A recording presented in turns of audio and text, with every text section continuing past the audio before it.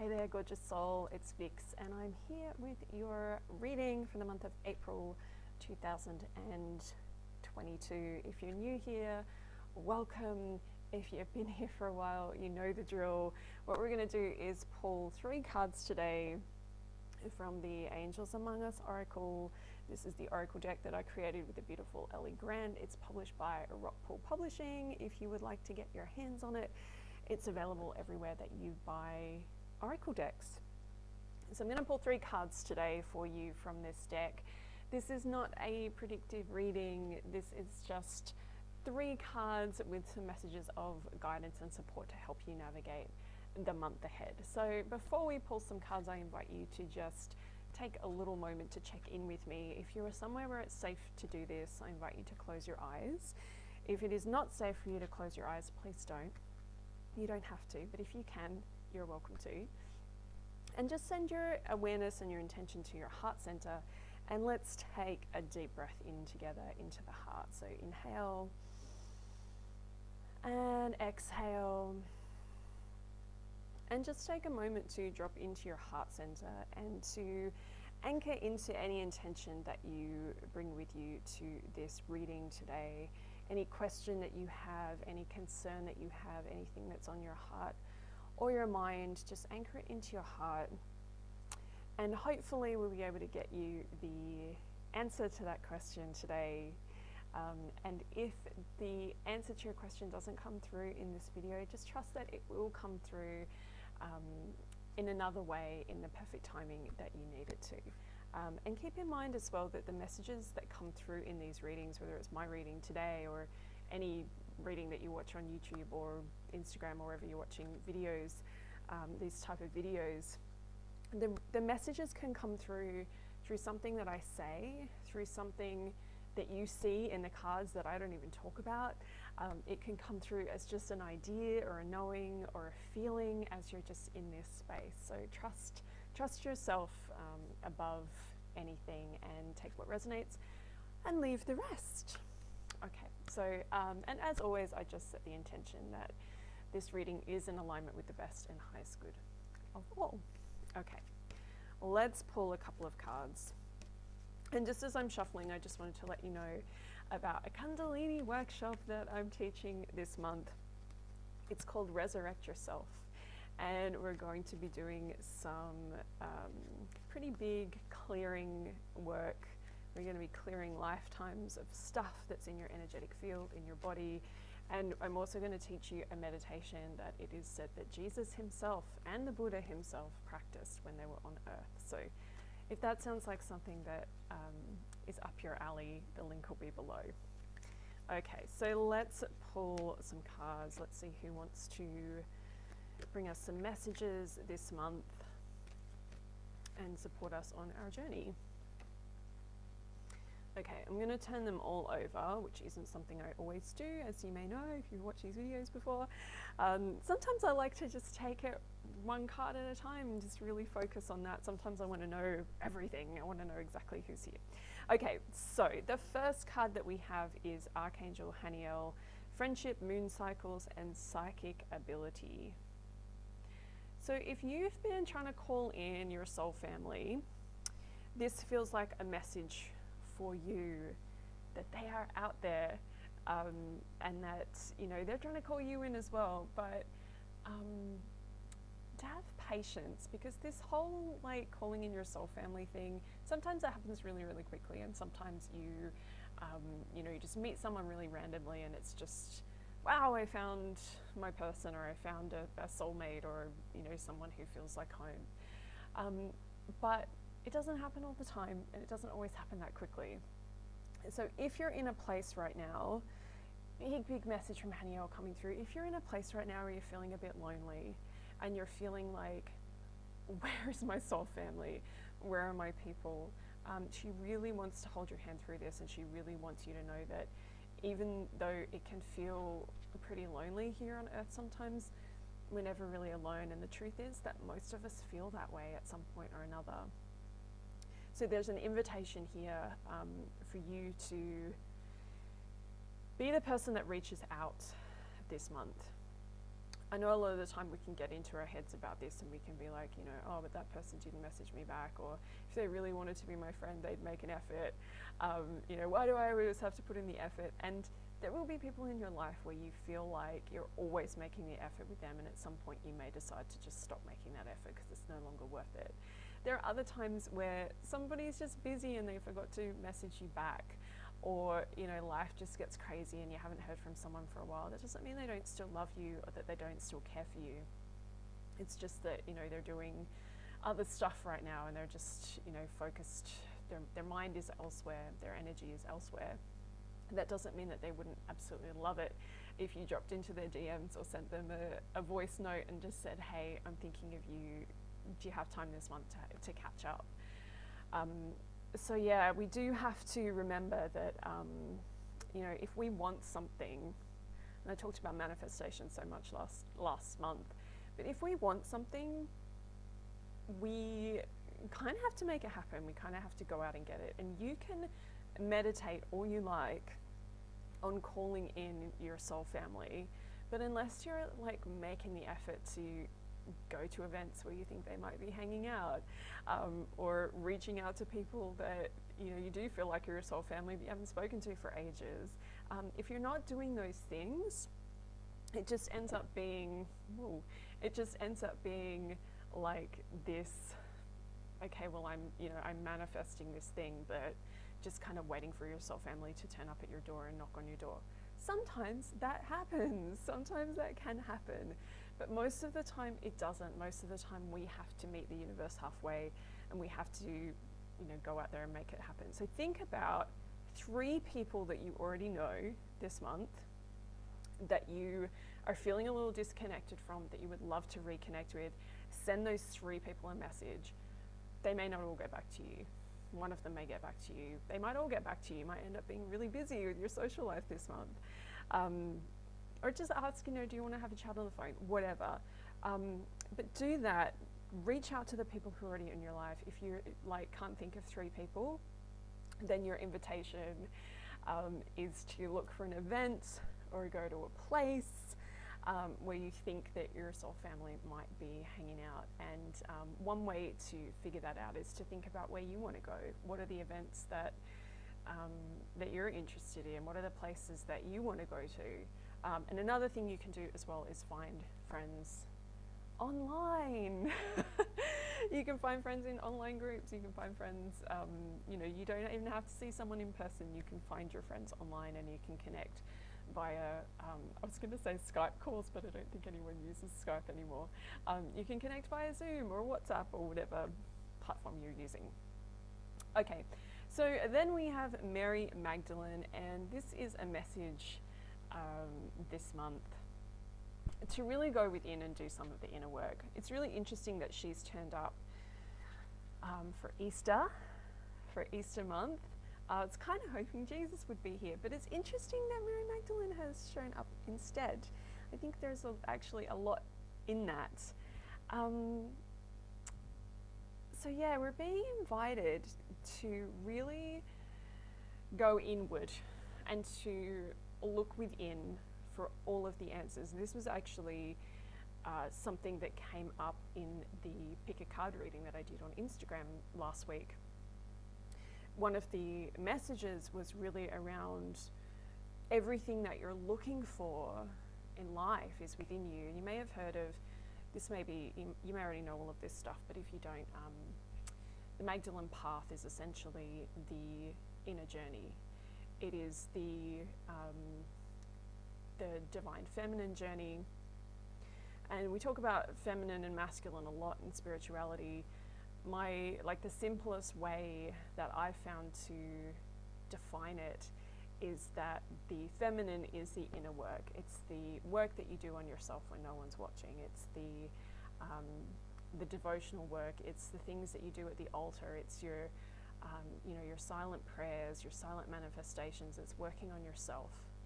And then the masculine is what you do out in the world and how you kind of you bring what you've been working on within yourself and you move that out into the physical world. That's just one way that you can think about it, and you can think about working with the masculine and the feminine. But in terms of Mary Magdalene being here with us, it's just like everything that you want is, you have to start by looking in. There's a beautiful quote, and I wish I knew who said it originally. The only way out is in. I think I got that quote right. I'm not good at quoting. I'm not good at remembering quotes, but I think that's it.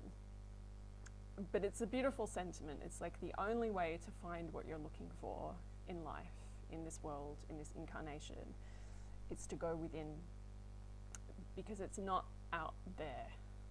It's not in how much stuff you have. It's not in how much money you have in the bank. It's not in how many outfits you have and like how many beautiful pictures you have on Instagram. It's not in how many friends you have. It's in how you feel about yourself and how you feel about your life.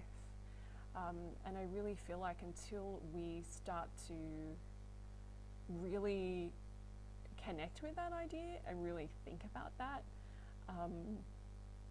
we're always going to be looking outside. And of course we're human, and it's human nature to look outside of ourselves for what we want, right? We want more love, so we think we need people to love us. We want, we want to be seen in a certain way, so we have to, look the part or whatever. We have to have all the brand new labels, the brand new clothes or whatever, so that people see us in a certain way. And it's like, well, how do you see yourself? Sometimes and this is a little bit of my own judgments as well, but sometimes I look at people who, they're dressed in all of the garb, right? Like all of the Gucci tracksuit and the Gucci bag and the everything, and the, however many $1,000 watch. And sometimes I look at those people and I just think like, what is it that they really want? Like, is this what they really wanted? Like, what is it that you really want when you're manifesting? And there is like a manifestation element to that, right? Okay, this is turning into another manifestation workshop, but hey, whatever. I always like to kind of like try to peel my manifestations back. So if I'm like, I want, I want something, I was going to say some designer clothes, but that's not really like one of my things that I want. I want, what do I want? Trying to think of an example. All right, well, let's go with the designer clothes thing as an example. I want to wear all these designer clothes. I want to have that, that Gucci tracksuit that person on Instagram has. And then there's this really beautiful opportunity that we have to just get curious about that for a minute and just ask ourselves, like, why? Like, why? And I did this for years, and I still do it sometimes, where I'm like manifesting, oh, I want this thing. But when we have that pause and we just ask ourselves, why do I want this thing?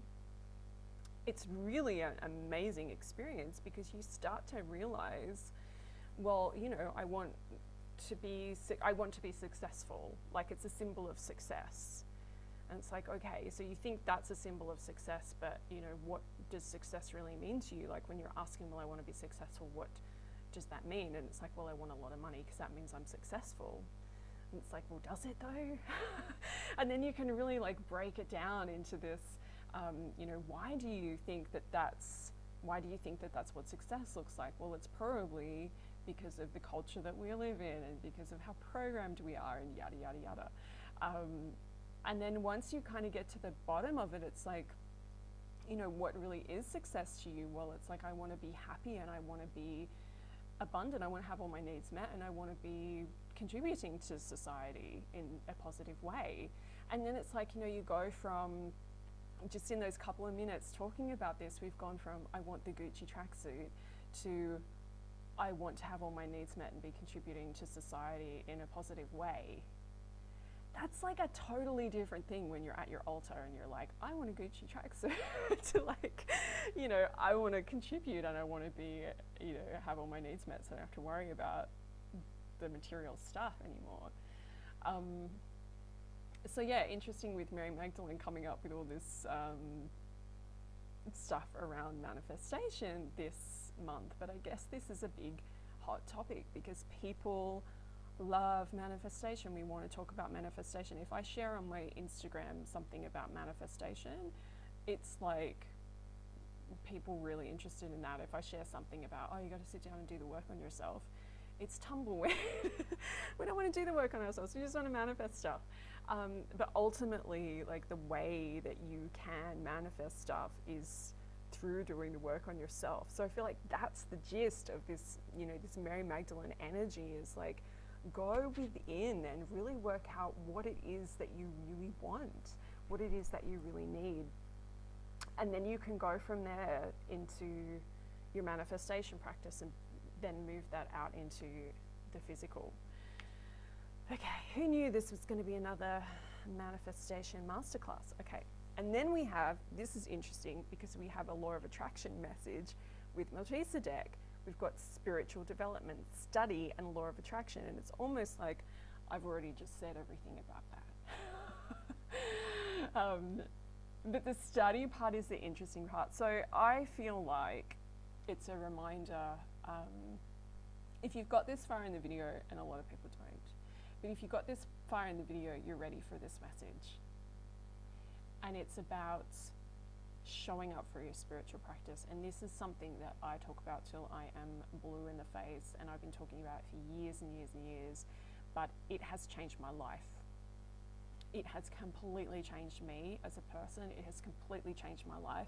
It has completely changed what I'm capable of. It's completely changed my energy field. It has changed how I see the world, how I see myself. It has changed what I've been able to do in the world and how effective I've been able to be in the world. If you're interested in Kundalini Yoga, come to my class this month. If you're brand new to it, last month I did a class on just a really basic, simple intro to Kundalini Yoga, and that's available on the shop at the moment. I don't know how long I'm going to leave it on there, but right now it's available as a replay, and our class is happening Good Friday morning here in Australia, the day before in the UK, but there's also a replay. You don't have to come to my class. You don't even have to practice Kundalini Yoga if that's not calling to you. But it's a really beautiful, powerful practice that doesn't have to take very long. You can just pick out one of the meditations and you can do it for 3 minutes every day, and it can just change everything. It can change everything. And it changes everything. Whatever spiritual practice you do, it changes everything because it changes you. So like we were talking about with Mary Magdalene, it's like you start to do that inner work, and eventually it does affect your physical world, and it does sometimes take a lot of time. So a lot of time people sit down to do a spiritual practice for the first time and they're like, oh, nothing happened. Like nothing happened, and it's like you might have to do your spiritual practice for like a year before you really see, wow. Or not that it's not happening and not that it's not changing it, but sometimes it takes a while for it to move out into the physical, because the physical world is quite dense, and we're essentially, light bodies in a human body. So a human body is pretty dense, but our spiritual body is very light. So we can shift and change something within ourselves quite quickly and easily. And then it's got to take time to kind of like, okay, now it's got to move out into the dense 3D world. That doesn't mean it always takes that long. Sometimes it can be really quick. Sometimes it can be very quick. You shift.